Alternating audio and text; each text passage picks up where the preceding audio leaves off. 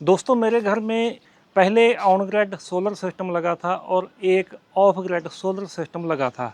आज मैं दोनों को एक करने जा रहा हूं और मैं जहां पर लगा रहा हूं हाइब्रिड सोलर सिस्टम। ये दोस्तों डे कंपनी की लिथियम बैटरी है, इसके साथ ही डे कंपनी का ही हाइब्रिड इन्वर्टर है जो कि ऑन ग्रिड और ऑफ ग्रिड दोनों का काम करेगा। बैटरी का मॉडल नंबर है जी SCF5+। तो ये दोस्तों 5 किलोवाट की बैटरी है और इसी तरह से ये वाला जो इन्वर्टर है ये भी 5 किलोवाट का ही है। आज हम हाइब्रिड के बारे में जानेंगे, क्योंकि जो नॉर्मल ऑन ग्रिड इन्वर्टर होता है उसको हम जैसे ही सोलर और ग्रिड देते हैं वो ग्रिड में बिजली फीड करने लगता है, उसके साथ कोई भी बैटरी नहीं लगती। लेकिन जैसे ही ग्रिड फेल हो गया तो आपका जो ऑन ग्रिड है वो बंद हो जाएगा। जो ऑफ ग्रिड है सोलर से ऊर्जा लेता है और बैटरी को चार्ज करता है और आपके घर में सप्लाई देता है। उसमें आपको जो बिजली के बिल की ज़्यादा बचत नहीं होती। हाइब्रिड सिस्टम ऐसा होता है कि ऑन ग्रिड और ऑफ ग्रिड दोनों का काम ये एक ही करता है।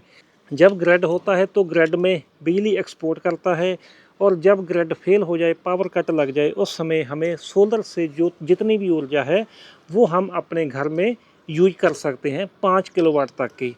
इसके ऊपर कितना हम लोड चला सकते हैं वो आगे हम आने वाली वीडियो में देखेंगे। सबसे पहले हम बैटरी की स्पेसिफिकेशन के बारे में जानते हैं। जैसे कि ऊपर आप देख रहे हो कि डे कंपनी की ब्रांडिंग है और उसके नीचे इसका मॉडल नंबर है SCF5+। जो इसकी नॉमिनल कैपेसिटी है वो है जी 100 AH और जो इसकी नॉमिनल एनर्जी है वो है जी 5.12 किलोवाट आवर। और उसके बाद है जी नॉमिनल वोल्टेज जो है 51.2 वोल्टेज DC। आप इसको मैक्सिमम चार्ज करंट दे सकते हैं जी 100 एम्पेयर का। इससे डिस्चार्ज करंट आप ले सकते हैं 120 एम्पेयर का। तो बैटरी उठाने के लिए यहाँ पर ये देखिए हैंडल दिए गए हैं, दोनों साइड आपको हैंडल मिलेंगे। और इसके ऊपर अगर आप देखें तो जहाँ पर आपको टर्मिनल दिए जाते हैं, एक पॉजिटिव वायर के लिए और एक नेगेटिव वायर के लिए। तो जो इसका मेन सर्किट है वो जहाँ पर है, ये इसकी ऑन ऑफ स्विच है। जैसे ही हम स्विच को ऑन करते हैं तो जहाँ पर कुछ LED ब्लिंक करने लगते हैं। और नीचे वाला जो आप पूरी लाइन देख रहे हो 5 LED की, ये दोस्तों बैटरी का लेवल बताते हैं। और जो ऊपर रन की LED ब्लिंक कर रही है यानी कि बैटरी अभी नॉर्मल कंडीशन में है। अगर बैटरी में कोई फॉल्ट आता है तो अलार्म का जो LED है ऑन होगा। यहाँ पर PCS है, हमारा जो इन्वर्टर है उसके साथ कम्युनिकेट होगा। ये वाली केबल साथ में दी गई है। यहाँ पर हम PCS की केबल लगाएंगे। अगर आपने ये वाला बैटरी बैंक जो 5.1 किलोवाट का है ज़्यादा लगाना है, 50 किलोवाट तक भी आपने पूरा बैटरी बैंक बनाना है, तो आप ये वाली केबल की मदद ले सकते हैं। जहाँ पर N है, जहाँ पर आउट है, मानकर चले आपने इससे आगे एक और बैटरी लगानी है तो आप आउट में लगाएंगे और इसकी आउट दूसरी बैटरी की N में लगेगा जी। तो इसको बॉडी अर्थ करने के लिए साथ में ही हमें अर्थिंग की केबल भी मिलती है, वो भी हम जहाँ पर लगाएंगे। इसके साथ हमें स्टील के एंकर बोल्ट मिलते हैं और साथ ही साथ इसको हैंग करने के लिए काफ़ी हैवी ड्यूटी ये वाली क्लैंप भी मिलते हैं। ठीक है जी। तो ये हैंग करने के लिए है, कुछ पेच है और साथ में इसमें यूजर मैनुअल है। और जो हमने हैंग करना है उसके लिए ये वाला जो मार्किंग पेपर है, इसके द्वारा हम आसानी से जो इसकी जो गिट्टी है वो लगा सकते हैं जी। जो हमारे घर में नॉर्मल ट्यूबलर बैटरी लगी है वो 150 AH की 4 बैटरी आपको लगानी पड़ेगी, जिसका वेट तकरीबन होगा जी 2 क्विंटल के आसपास। लेकिन आपको 4 की जगह ये 100 AH की बैटरी ही काम देगी। इसका जो वेट है वो 41 किलोग्राम है। जो हम अपने घर में इन्वर्टर के ऊपर लेड एसिड बैटरी लगाते हैं उसकी जो लाइफ होती है 300 से 500 साइकिल होती है, लेकिन दोस्तों इसकी जो लाइफ है वो 6000 साइकिल है। तो इसकी जो लाइफ है ट्यूबलर बैटरी के मुकाबले काफ़ी ज़्यादा रहेगी, मेंटेनेंस कम रहेगा और जगह भी आपकी ये कम लेगा जी। तो इसके बाद हम हाइब्रिड इन्वर्टर देखते हैं कि उसके साथ हमें क्या क्या मिलता है। हाइब्रिड इन्वर्टर जो कि ऑन ग्रिड और ऑफ ग्रिड दोनों का काम करेगा। इसकी कैपेसिटी है 5 किलोवाट। जो इसकी इनपुट आउटपुट वोल्टेज रहेगी वो है जी 230 वोल्टेज। और जो इसका AC इनपुट और आउटपुट फ्रीक्वेंसी है वो भी 50 हर्ट्ज है।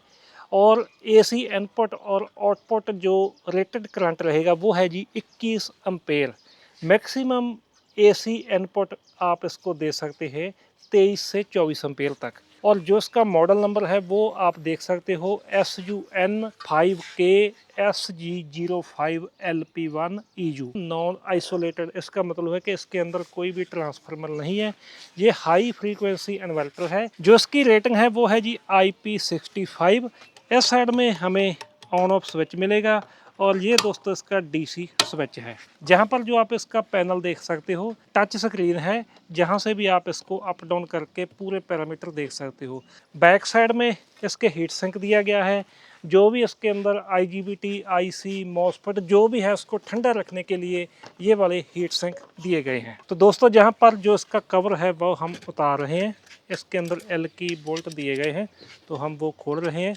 इसके अंदर बाद में हम देखते हैं कि क्या क्या जहाँ पर हमें मिलेगा जी। तो दोस्तों जो इसके अंदर है ये वाला डीसी स्विच है, फुल हैवी ड्यूटी है, ठीक है जी। ये है इसका ऑन ऑफ स्विच है। और जो बैटरी है वो हम जहाँ पर लगाएंगे पॉजिटिव नेगेटिव जो भी जहाँ पर टर्मिनल रहेंगे, और जहाँ पर जो इसका कम्युनिकेशन सिस्टम है वो हम जहाँ पर लगाएंगे जी। ये पोर्ट दिए गए हैं नेटवर्किंग के लिए। जहाँ पर है जी ग्रिड, और ये है लोड, और जहाँ पर है जी जनरेटर, यानी कि आपके घर में अगर डीजी है वो भी आप इसमें लगा सकते हैं, उसको भी सपोर्ट करेगा। यहाँ पर है जी अर्थिंग के लिए बस बार। और अगर हम बात करते हैं इसके साथ हमें डाटा लॉगर भी मिलेगा जो कि हम जहाँ पर लगा देंगे। इसके कारण जो भी इसका डाटा रहेगा, बैटरी का डाटा रहेगा, वो हमारे मोबाइल के ऊपर अपने आप ही आता रहेगा। अगर हम इसके पोर्ट की बात करते हैं, जहाँ पर 2 MPPT है, नेगेटिव पॉजिटिव, और जहाँ पर बैटरी के लिए ये है जी कम्युनिकेशन के लिए जनरेटर, लोड, ग्रिड, और एक आपको जहाँ पर मिलेगी जी CT करंट ट्रांसफार्मर। 2 हमें मिलते हैं जी इसके साथ MC4 कनेक्टर, और जो इसके फ्रंट के L की खोलने के लिए L की टूल मिलता है।